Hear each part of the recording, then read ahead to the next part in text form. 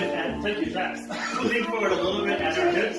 We don't want to bend our back like this. We want to keep our back straight and then bend at the hips. Our knees are going to be bent just a little bit, almost like we're trying to sit down, but not even close to sitting down. You want your weight kind of right in front of you or right on your toes. That way you're ready to move and a little bit bouncy.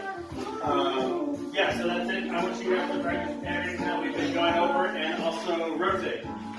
You want to do that. You want to keep your hands kind of in a motion and ready to go. You don't want to kind of have them like lying here in your pocket or just relax. Your hands are part of the dance as well. And you want to bring your shoulders back. So you want to roll it up and then back. So that way you're holding your weight with the muscles in the back here.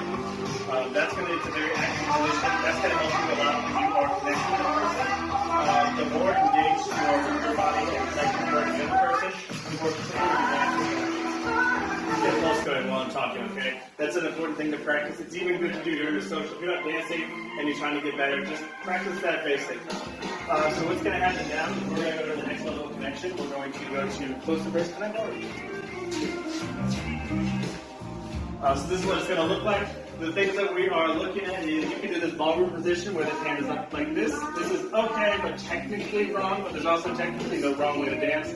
The more traditional blues way is going to be down here, kind of like that open position that we were just doing. Follows, you're going to put your hand up on the back of your partner. Depending on how tall they are, how tall you are, it's going to change where that's going to be.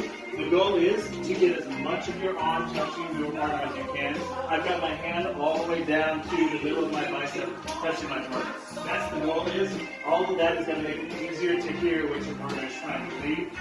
Leads, you're going to pretty much do the same thing. You're placing your hand on the back. Right in the shoulder blade, higher into the arm is kind of good. Might feel a little bit weird, but that's really the most appropriate place to put it. That's what we're going to do for this class. The other hand, the left hand for the leads and the right hand for the follow. It's not as important for movement. It becomes important for turns and other moves like that. And usually the leads can just change that. But right now, we're going to keep it connected. If we don't want to, you don't have to. So looking laterally across the floor in a straight direction, it's going to feel really counterintuitive, but that's because we think we're doing something other than walking.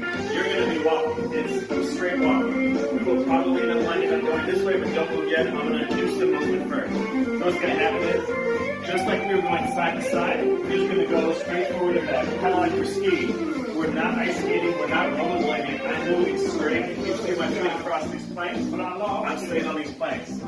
The intuition is to have this motion when you're going side to side, and keep that when you're going forward. And you kind of do this ice skating or roller skating. That is aesthetically something you can do if you're doing it intentionally, but if you do it accidentally, it's a bad habit. So we don't want to do bad habits. I want you guys to focus on walking straight and then straight back.